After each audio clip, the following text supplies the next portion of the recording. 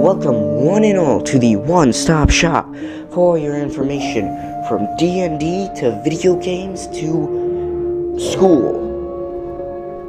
So, let's get into the D&D video for today, the spooky kind. Yep, let's get in. First class we have today is the Of a Cursed. It's very hard to say, because it's literally of a curse, just squeezed into one word. So, cursed creatures, cursed wolf people. I'm unsure if this should be a feat or class. It could work as both, I guess. So, curse.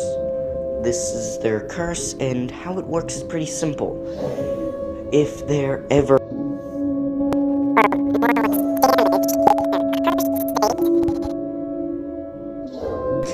to their normal form, or well, if they miss certain things, they're flung back into their normal form. It's very hard to tell how it works, but in basic terms, their curse just flings them back if they don't make the correct checks. It's like rage, but you have infinite uses of it as well. Well, so yeah, that's basically how it works. What is curse reforming? Curse reforming basically just, it's like a subclass for your curse. Weird, but it works. Basically meaning your curse has its own subclasses to it. So there are 4 base forms that the curse will take: a wolf, a cat, a lizard, or a bear. Pretty simple. They give you certain stat increases based on the form and certain abilities. Like, cats are more agile, bears are heavy power hitters, same slippery agileness with the lizards, and full throttle force and the lichen curse with the wolves. They have their substates, like the different kinds of cats, or certain kinds of wolf. There's tons of kinds of bears. Lizards, that's an entire subcategory upon subcategory of their own. There are more lizards on this planet than there are many other species, I think. Don't cite me with this. Improved is one of the 2 subclasses. Improved basically just means that you gain a higher chance boost, you gain more powerful abilities, and you get to control both abilities. Right there. High power chance just means when taking damage in your curse form, you have a lower chance of being flung back to your normal state. Empower. What's a curse if it's not empowered? What if it's not more powerful? Grow and shrink. Just the denominator between the 2. You can shrink to make you have a higher chance of staying in the state, but less power. And on the opposite end, empower makes it so you have a worse chance in your state to survive it, but you're gonna get that one blow in, and it's gonna really kill everything on the field on its own.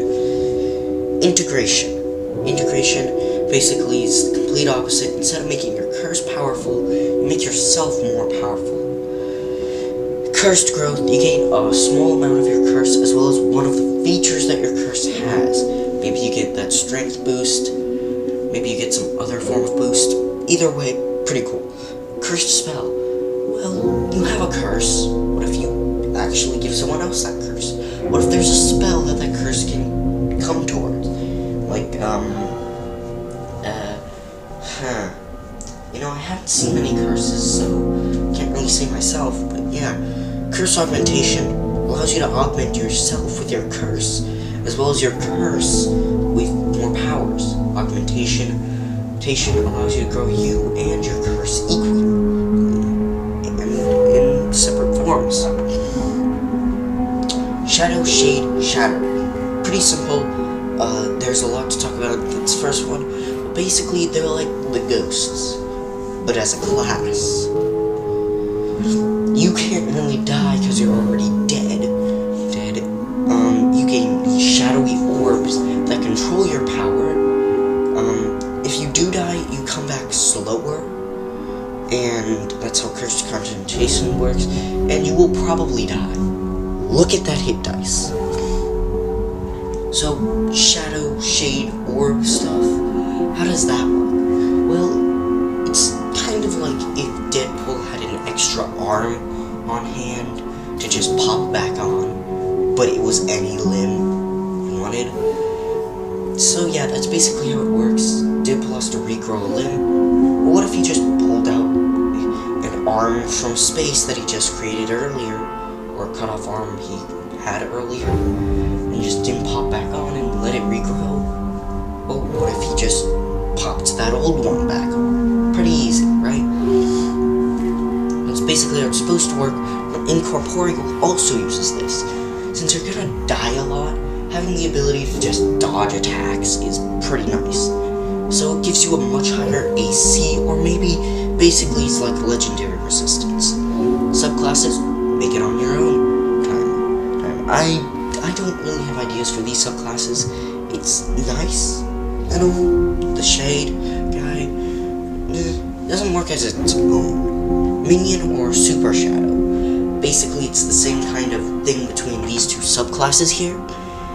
Instead of you can choose a one or the other side, one gives you. But in this one gives you more minions comparably, but the other just makes you stronger. So you become stronger while your minions exist. Super Shade just allows you to take your orbs and involve them into your body, giving you more power at the sacrificing of your Shade orbs. Minion, on the other hand, turns those Shade orbs into minions that you can throw around and do stuff with. Shadow Manipulation, basically it's a weaker form of Super Shade and Minion based on which one you've chosen. So it allows you to manipulate your minions to combine you with them, or it allows you to separate yourself, your stronger self, into two or multiples. Basically you get the other power-ish. Of course, there's a maximum to both, comparable to the non-maximum amount of minions and the non-maximum amount of power you can gain.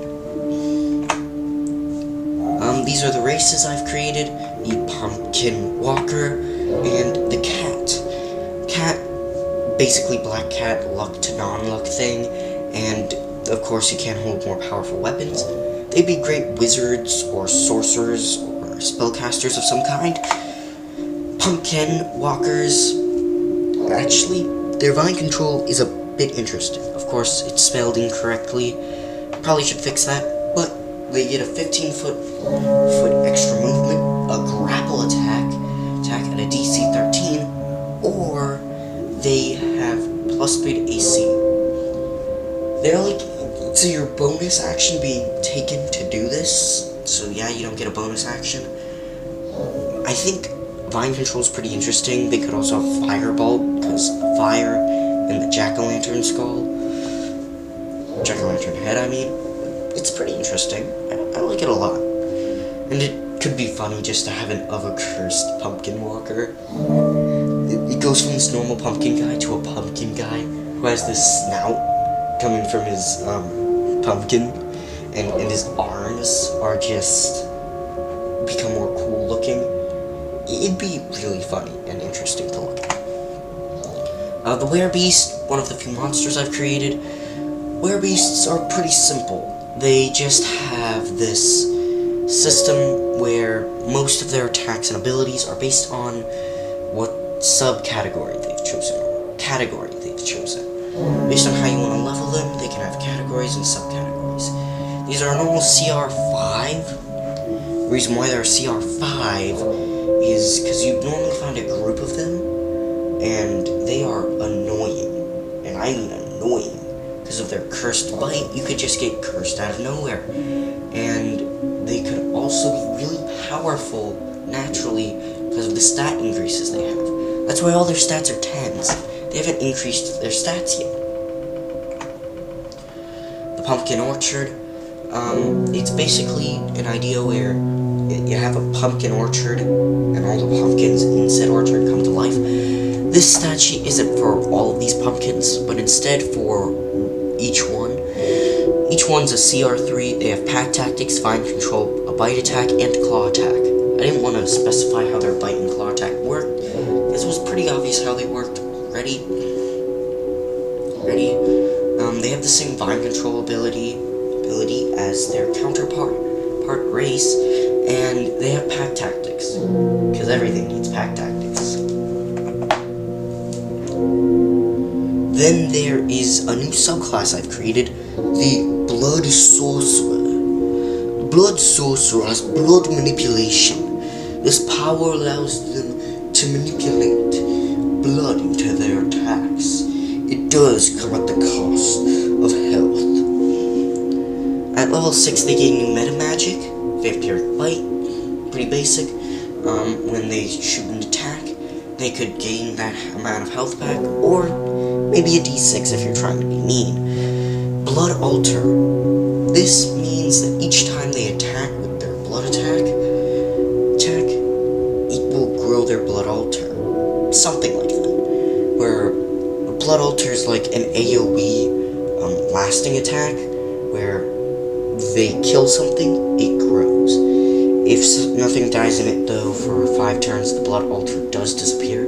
But if something does die within that 5-turn timer, it grows again. The timer resets. Each time it continues to grow and just could become the biggest AoE attack on the field. It might even kill one of your friends. Blood Beasts. These give a +1 to AC while in this Blood Pit form. If you want me to, I could make a stat sheet. Maybe. You can come up with what the 18th level ability is. Choose it to what your gameplay style is. Hey, maybe you don't even get to 18th level. Now for the class and subclass, I wanted to upgrade this time. Spin that wheel! Yep, this is the Sorcerer. I think it was pretty obvious because I added a Sorcerer subclass. But yeah, Touch should definitely be their spellcasting power. Why is it not?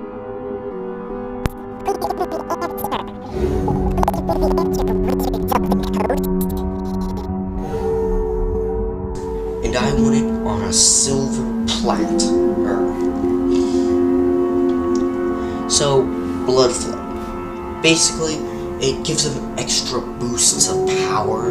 Now they get an extra boost, so when they cast meta magic, they have infinite sorcerer points. Infinite. So then there's Infinity Blood Flow, just a more powerful version of it. You can make it so they can use it for much longer. Maybe they take less damage from it. Maybe they take no damage from it. Either way, it's basically them enhancing their attacks. So now they have infinite sorcerer points to just blast with their magic with. Storm sorcerers are actually a thing. I didn't know this. But, yeah. Made it so they had a Tempest Cloud, like the Nimbus Cloud from,